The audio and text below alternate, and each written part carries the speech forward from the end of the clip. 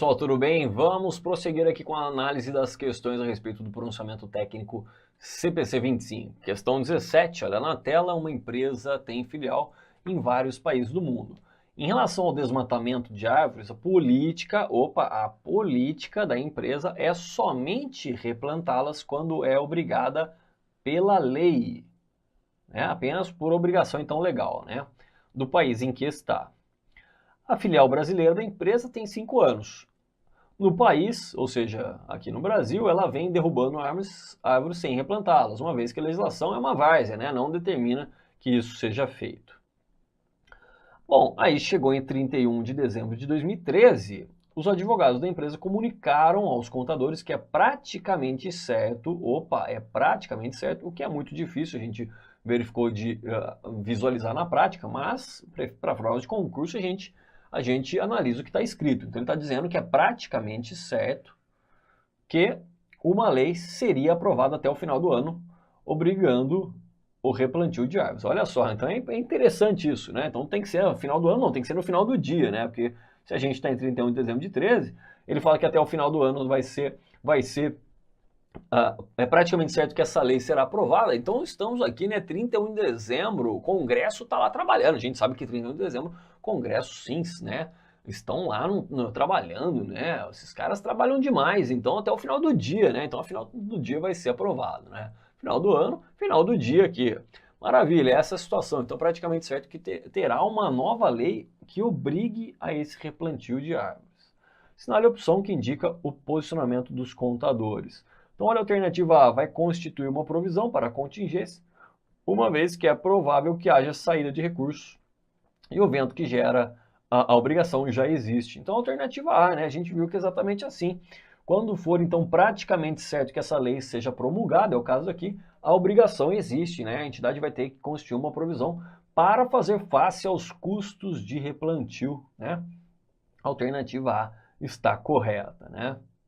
Bom, além disso, como ele constitui uma provisão, ele também divulga isso aqui em nota explicativa, né?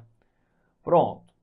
Bom, vamos dar uma olhadinha aqui na saída provável de recursos, né? Para que um passivo se qualifique para reconhecimento, é necessário haver não somente uma obrigação presente, mas também a probabilidade de saída de recursos. A gente já falou várias vezes, né? A palavra-chave lá é provável, né? Provável saída de recursos, que incorporam então benefícios econômicos para liquidar essa obrigação. Para a finalidade aí do CPC 25, uma saída de recursos ou outro evento é considerado como provável, se o evento for mais provável que sim do que não de ocorrer. A gente já sabe disso, isto é, se a probabilidade de que o evento ocorrerá for maior do que a probabilidade disso não acontecer, então, para efeitos práticos, mais de 50%. Quando não for provável que exista uma obrigação presente, a entidade divulga um passivo, né? Veja aqui, ó, divulga onde? Nota explicativa, divulga um passivo contingente, a menos que a possibilidade de saída de recursos seja o quê? Remota, a gente também já sabe disso, ok?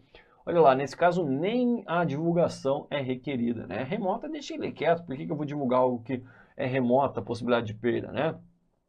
Estimativa confiável da obrigação, né? A gente viu que o valor é incerto, mas há uma estimativa do valor dessa obrigação. Então, o uso de estimativas é parte essencial na elaboração das demonstrações contábeis e não prejudica sua confiabilidade. Isso é especialmente verdadeiro no caso de provisões, que pela sua natureza são mais incertas do que a maior parte de outros elementos do balanço. Exceto em casos extremamente raros, a entidade é capaz de determinar um conjunto de desfechos possíveis e dessa forma fazer uma estimativa da obrigação que seja suficientemente confiável para ser usado no reconhecimento de uma provisão. Nos casos, olha lá, extremamente raros em que nenhuma estimativa confiável pode ser feita, existe um passivo que não pode ser reconhecido. Lógico, afinal não tem um valor, né? Por qual valor eu reconheceria esse passivo? Nesse caso, então, né, esse passivo ele é divulgado, né, divulgado em notas explicativas como um passivo contingente. Ou seja, por mais que seja provável a probabilidade de perda, mas se eu não tenho um valor, a gente já discutiu várias vezes, se eu não tenho um valor confiável para mensurar esse item, como é que eu colocaria isso aqui no meu passivo exigível? Vou chutar o valor? Não, né? Trate-se de um passivo contingente, eu divulgaria isso em nota explicativa. Olha, tá vendo? Temos um processo ali, apesar do departamento jurídico considerar provável a probabilidade de perda, a gente não tem uma base de mensuração desse valor. Então vai estar isso aqui em nota explicativa, tá?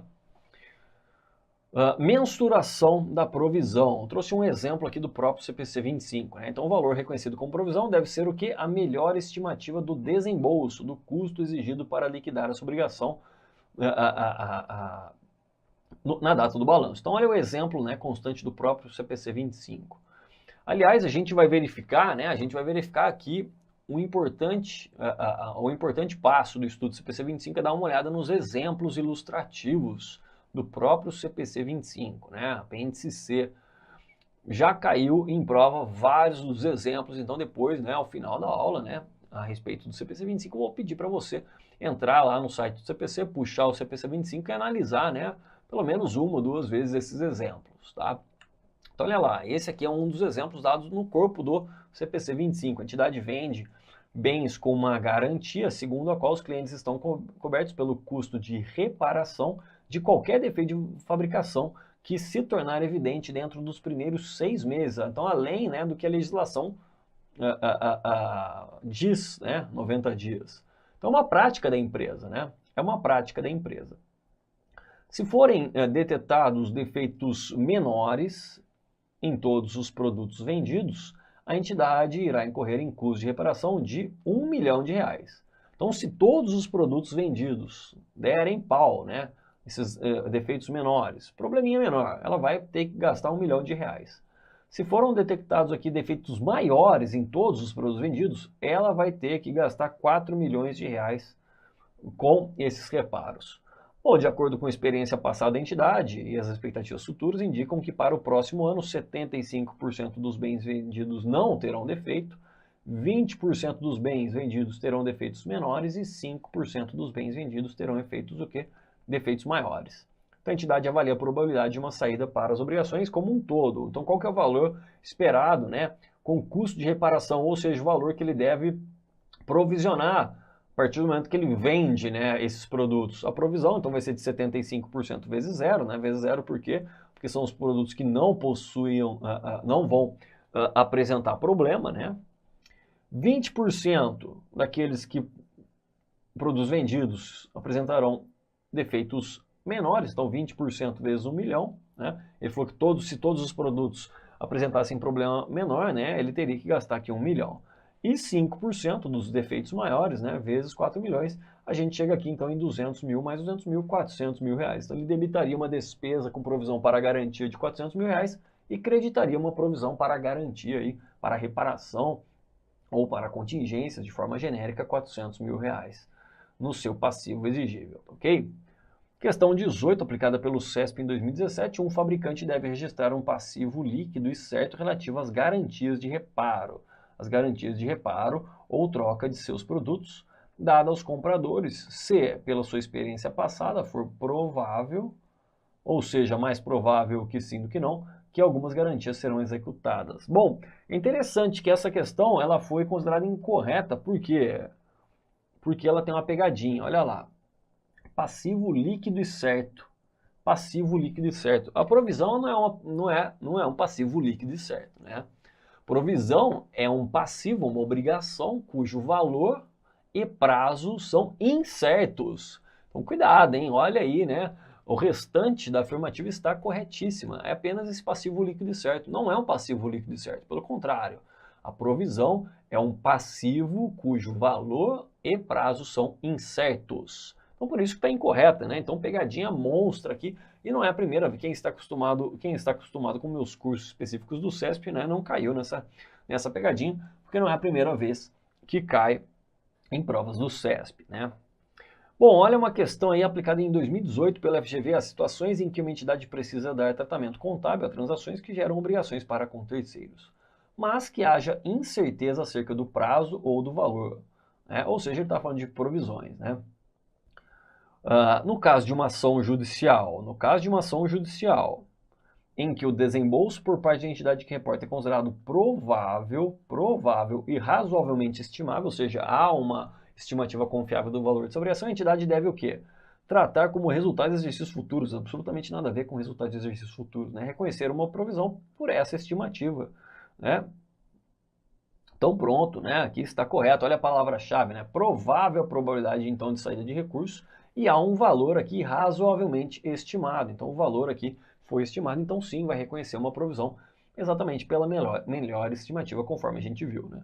Alternativa C, veja só, a alternativa C até aqui estava correta, né? Porque realmente uma provisão também vai ser divulgada em nota explicativa, mas não tem esse se considerar relevante. Não, qualquer provisão será divulgada em nota explicativa. Alternativa D fala aguardar a decisão final para reconhecer qualquer obrigação. Não, não é necessário. Se a entidade já estima que é provável a saída de recursos e tem um valor para reconhecimento, pronto, a constituição da provisão já deve ser realizada. Ele fala alternativa E, reconhecer uma contingência pelo valor histórico de processos semelhantes. Então aqui já não tinha mais o que inventar, né? Passivo contingente, vamos falar de passivo contingente. A gente já falou de provisão, então vamos falar de passivo contingente. A gente já sabe que a entidade não deve reconhecer um passivo contingente, ou seja, reconhecer lá no passivo exigível, né? O passivo é apenas divulgado em notas explicativas, a menos que seja remota. Olá, meus amigos, minhas amigas, e aí, gostou, curtiu o professor Igor Sintra? Top de linha, professor Igor Sintra, professor aqui da Lá Concursos, o professor de contabilidade geral e contabilidade avançada. Quero fazer um convite muito especial. Primeiro, para você concluir a gravação dessa aula, você terminar essa videoaula, porque você assistiu apenas um pequeno pedaço da totalidade da aula.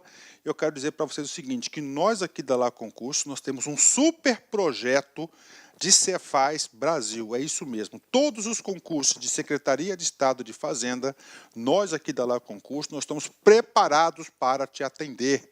Então, olha só, essas aulas, o módulo completo de contabilidade geral e contabilidade avançada e algumas revisões encomendadas para o professor Igor Sintra, este módulo, mais as outras disciplinas do concurso de Cefaz. Professor, quais outras disciplinas? Português, matemática, os direito administrativo, constitucional, civil, se tiver, penal, qualquer direito que tiver, mais legislação específica, direito tributário e assim por diante. Nosso curso, qualquer curso de Cefaz Brasil, ele custa apenas 10 parcelas de R$60. 600 reais é o nosso curso. Este curso, nosso Cefaz, com as aulas do professor Igor Sintra, custa apenas R$600. É isso mesmo, R$600, 180 dias de acesso. Você terá direito a todas essas videoaulas de direito, de todos os direitos, contabilidade, ou seja, o curso Cefaz completo, ponto a ponto, e mais legislação específica com nossa equipe de professores aqui da Lá Concurso. Então, espero vocês. Tem um link aqui embaixo, clique nesse link que você vai lá diretamente na nossa página da Cefaz Carreira Fiscal aqui da Lá Concurso. Espero vocês, um forte abraço, fique com Deus. Tchau, tchau. Clique lá.